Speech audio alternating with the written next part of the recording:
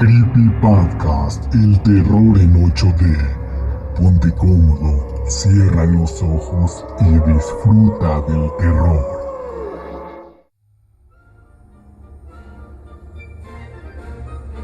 El Chavo del Ocho sin duda es una de las series más populares de América Latina. En México aún sigue cautivando a una multitud de generaciones. Y es que la serie tiene un encanto especial, con personajes notables y divertidos que han hecho y hacen reír tanto a niños como adultos. Sin embargo, hay quienes ponen en duda la inocencia detrás de este inofensivo humor.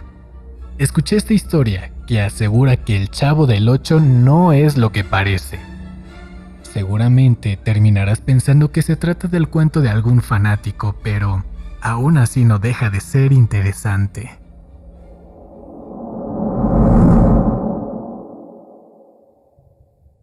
Como introducción cabe mencionar que Sartre escribió en su famosa obra Entre cuatro paredes de 1945 que el infierno son los demás.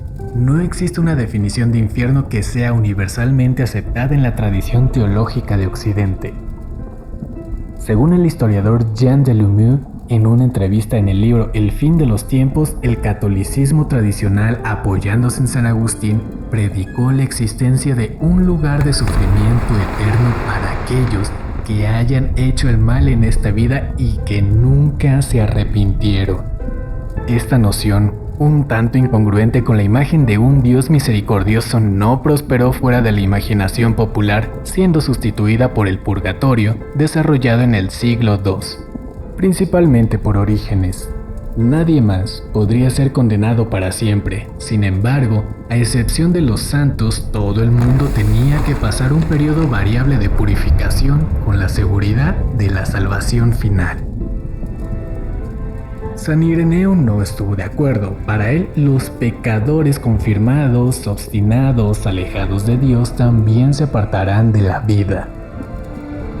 Por lo tanto, después del juicio final, los condenados serán borrados simplemente de la existencia. Y la controversia continuó por los siglos con nuevos panelistas: Tomás de Aquino, Lutero, Joaquín de Fiore. En la literatura, Dante y Milton han creado poderosas visiones del infierno. La trilogía de Condenados de Sartre, Los sadomasoquistas cenobitas de Clive Barker y Los pecadores malditos de Roberto Bolaños son recreaciones contemporáneas inquietantes del infierno.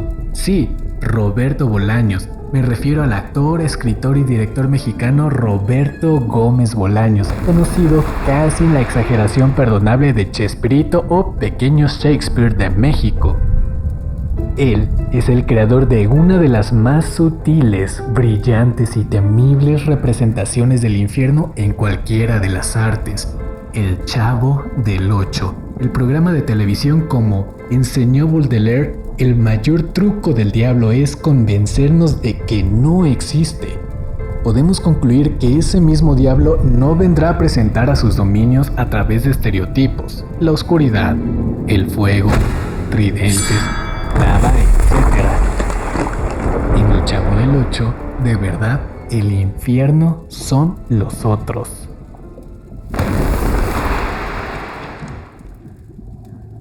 Bolaños llenó su creación de señales que deben ser decodificadas para revelar su verdadero sentido de automoralizar. La primera y más importante es el título.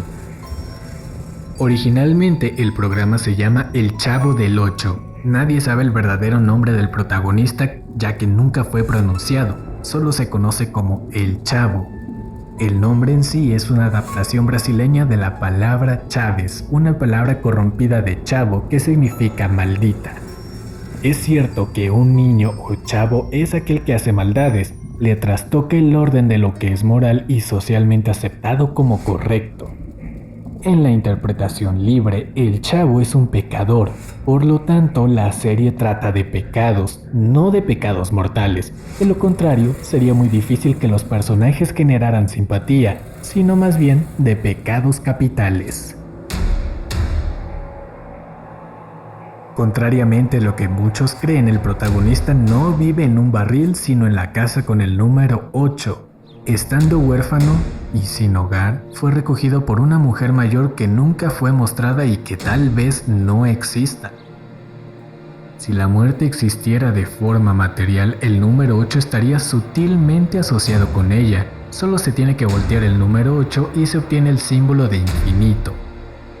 La muerte es infinita porque no hay vida antes de la vida y después de la vida se pasa de nuevo a su estado anterior. La vida puede ser medida por el tiempo, antes y después es, por definición, infinita. Nada infinito, gracia infinita, purgación infinita. Esta vecindad del Chavo no es más que un pedazo de infierno, especialmente preparado para recibir a sus invitados, muertos y condenados en el juicio final. Una variante cómica de Entre cuatro paredes, donde dos mujeres y un hombre, además de un mayordomo donde el satré comunista no tuvo en cuenta el carácter representativo de la clase proletaria, se ven obligados a soportarse unos a otros para la eternidad, en un ciclo interminable de acusaciones y violencia. No es difícil de imaginar la escena. La Chilindrina molesta a Kiko y le hace pensar que su padre es el agresor. Desconcertado, llama a Doña Florinda, quien descarga toda la rabia en Don Ramón, mismo que después descarga su coraje en el Chavo, y este a su vez agrede al señor Barriga, que llega a cobrar la renta a la vecindad. Mientras tanto, el profesor Girafales, ardiendo en deseo, llega a beber café con un ramo de rosas en su regazo, sin sospechar la causa, motivo, razón o circunstancia de tanta repetición.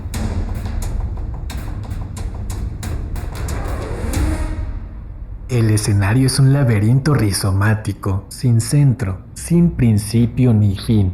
Afuera de la vecindad hay una calle estrecha que conduce a un parque, a un restaurante y a un pequeño salón de clases.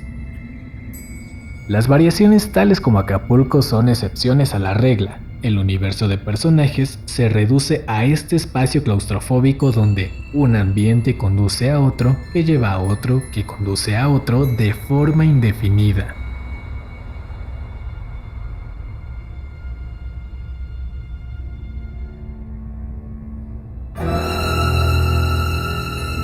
Los pecados cometidos en la vida son evidentes en sus características, miedos y frustraciones. El Chavo, siempre con hambre, ha cometido el pecado de la gula. El glotón empedernido y su preferencia por la torta de jamón muestra desprecio por las leyes de Dios, que prohibía el consumo de carne de cerdo, un animal sucio. Enemigo de cualquier autoridad moral, él llama a su profesor Maestro Longaniza, otra referencia a la malograda delicia porcina. Don Ramón, que trabaja en exceso para no trabajar después, cometió el pecado de la pereza. Constantemente requiere redoblar los esfuerzos de escape para no pagar las indefectibles 14 meses de renta. Estos nunca se convierten en 15 meses, lo que indica que el paso del tiempo está suspendido. No es necesario recordar que 7 más 7 es igual a 14 y que en la tradición de Cristo, 70 por 7 simboliza el infinito. De manera similar al 8, el signo de suma se convierte en multiplicación. Dios habita en los detalles.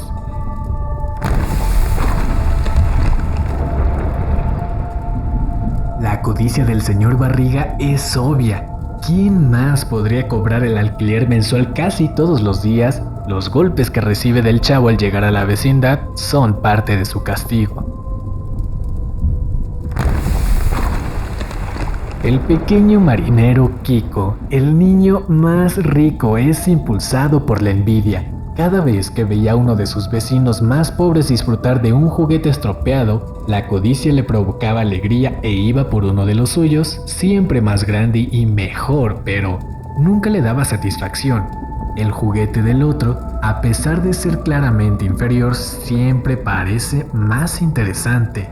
Un círculo vicioso de la envidia, nunca saciado. La Chilindrina está marcada por una personalidad intolerante, enojona.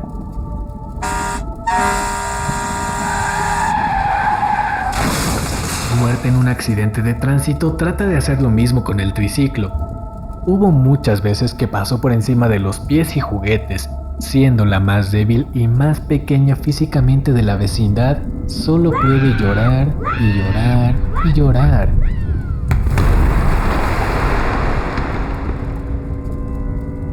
Doña Florinda y el profesor Girafales son unos libertinos del tamaño del Marqués de Sade y Mesalina o los dos juntos. Maestros en el arte de la lujuria y finalmente condenados por la eternidad a la abstinencia sexual, frígida e impotente que lo anhela con la mente pero no con el cuerpo. Consumen interminables tazas de café que con propiedades estimulantes alimentan el fuego que no pueden consumar. El profesor Girafales fuma en el aula, no porque el Chavo del Ocho fuera grabado antes de la plaga de lo políticamente correcto, sino debido a la rara tradición poscoital de encender un cigarrillo, hacer un anillo de humo en el aire y preguntar ¿te gustó? Incapaz de cumplir la primera parte del ritual erótico, sin saberlo, lleva a cabo lo segundo. No es sorprendente que la banda sonora de sus reuniones sea una adaptación de la banda sonora de la película Lo que el viento se llevó. La última frase de la película es: mañana será otro día. En el pueblo siempre habrá otro día y otra taza de café.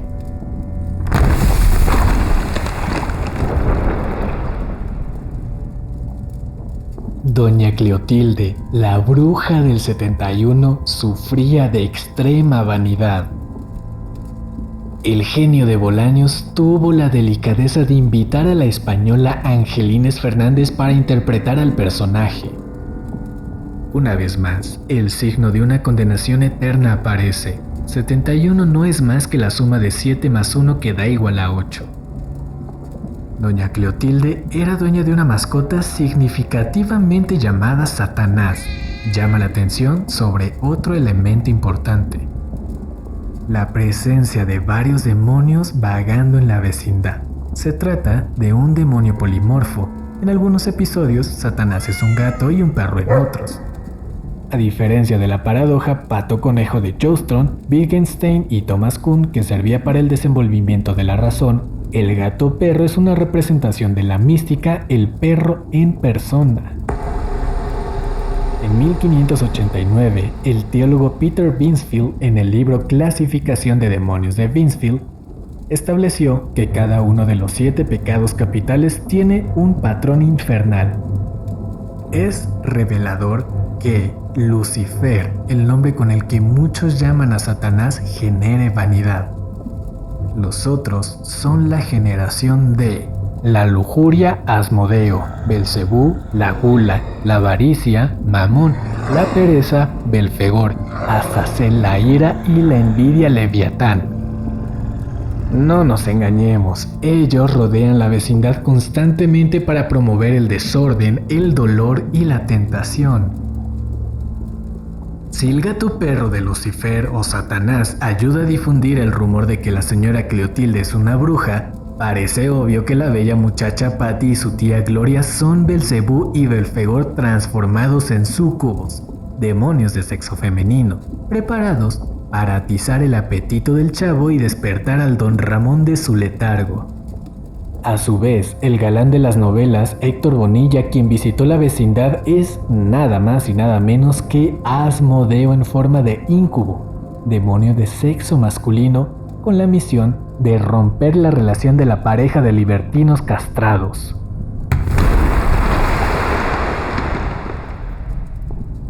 Ñoño es Mamón, instigando a su avaro padre a gastar en exceso. Popis es Azazel, incrementando la ira desconcertante de la Chilindrina con su inutilidad. Godínez es Leviatán, avivando la envidia de Kiko con sus respuestas certeras e involuntarias al maestro Longaniza.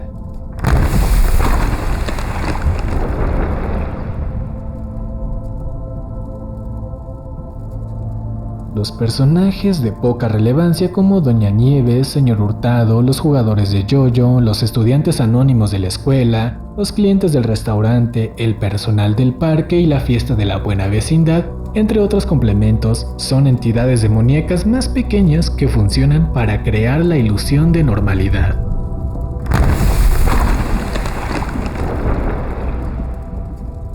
De hecho, los que frecuentaban la vecindad parecen atrapados de su condición, los adultos por ser altamente centrados y los niños sufriendo una doble maldición, la condición de una regresión infantil, tal vez como un reflejo de la inmadurez emocional que los llevó a una conducta pecaminosa.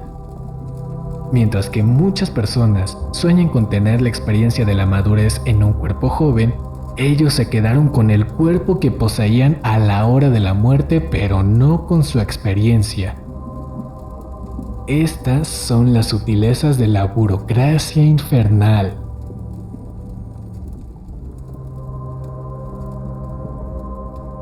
Jaimito el cartero, en su papel como portador de mensajes, es el único representante de este lado. Un psíquico que trata de hacer contacto con otra dimensión. Su constante estado de fatiga es el resultado de un esfuerzo sobrehumano, necesario también para cruzar dimensiones. Prueba de ello es la descripción que da Jaimito de su tierra natal, Tangamandapio. El pueblo que existe en realidad se encuentra al noroeste del estado mexicano de Michoacán. Es una alegoría. Según el cartero, todo en Tangamandapio es colosal. Sería más grande que Nueva York y tenía una población de muchos millones de habitantes. ¿Qué podría ser tan grande? Obviamente, no se refiere a un solo lugar aislado, sino a todo el planeta, la Tierra de los vivos. Las cartas que está llevando son psicografías y la bicicleta que nunca deja es un tótem, al estilo de El Origen, necesaria para poder volver a la realidad. En El Chavo del Ocho, Bolaños o el Camus Azteca creó su propia versión del mito de Sísifo. El Chavo y compañía están condenados a empujar por una empinada colina todos los días esta piedra enorme que siempre regresa, obligándolos al tormento del eterno retorno. La piedra de Kiko es cuadrada, no rueda, sino se desliza. Es cómico a pesar de trágico.